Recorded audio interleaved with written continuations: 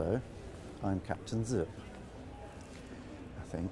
I was this morning. Anyway. Brilliant, thank you.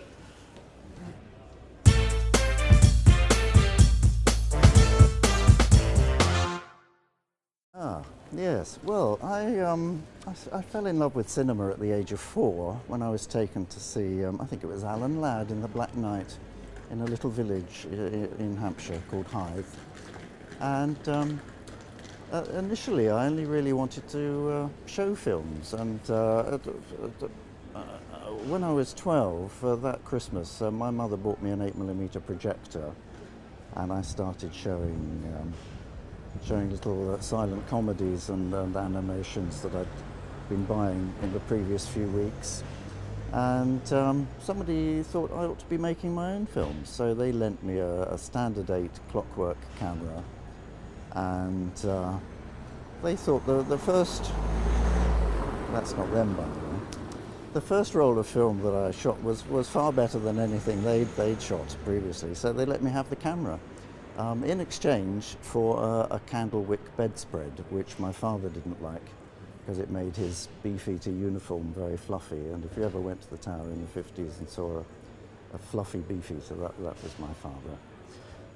So yes, I started making films on standard 8, and then I thought I'd experiment with some animation, but the camera I had didn't have a stop frame facility, so I had to make very short bursts on the trigger to get these things moving, and it seemed to work in a jerky sort of way.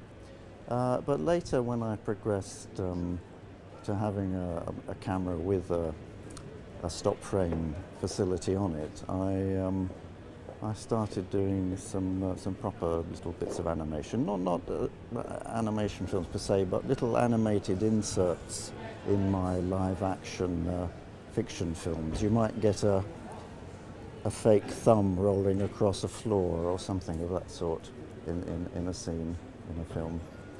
And I've been going on from there, really. I have a detective character called Dick Dawkins, and he has a robot dustbin that needs animating, so that dustbin moves around the floor, talking one frame at a time.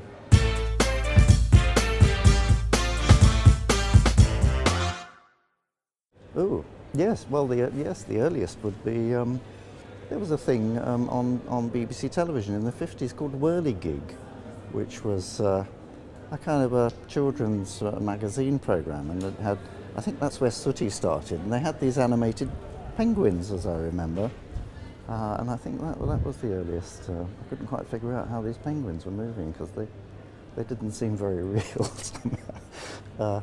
But yes, I think that's the first time I saw some animation.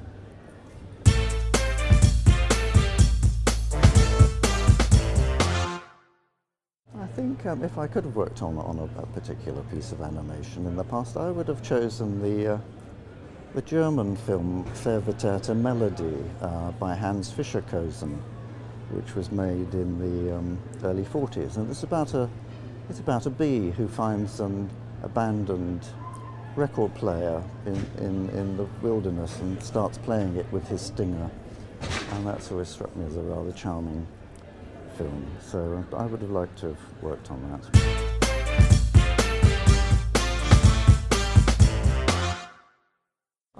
Yes, I turn up at most of the London Animation Club meetings. I feel a bit of an intruder because I'm not really an animator per se. I mean, I have animated and I still do animate. I animated my logo for this year's film, which was a London 2012 kind of Royal Weekend Olympic Madness sort of film. But no, I feel a bit, I'm cheating a bit because I'm not a fully fledged pucker animator as such. So you'll keep that secret from Martin because he shouldn't know that.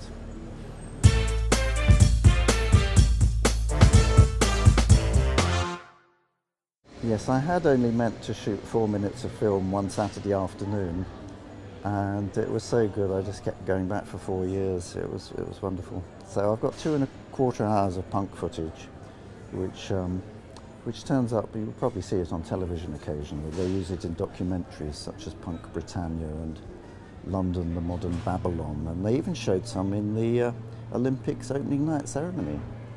So, and they paid. That's good.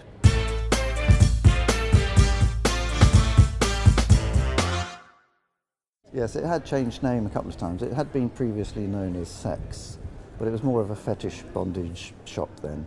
And when it became a punk shop, it changed name to Seditionaries. And I think it's still there, but it's called World's End now. And they have this clock going backwards very fast.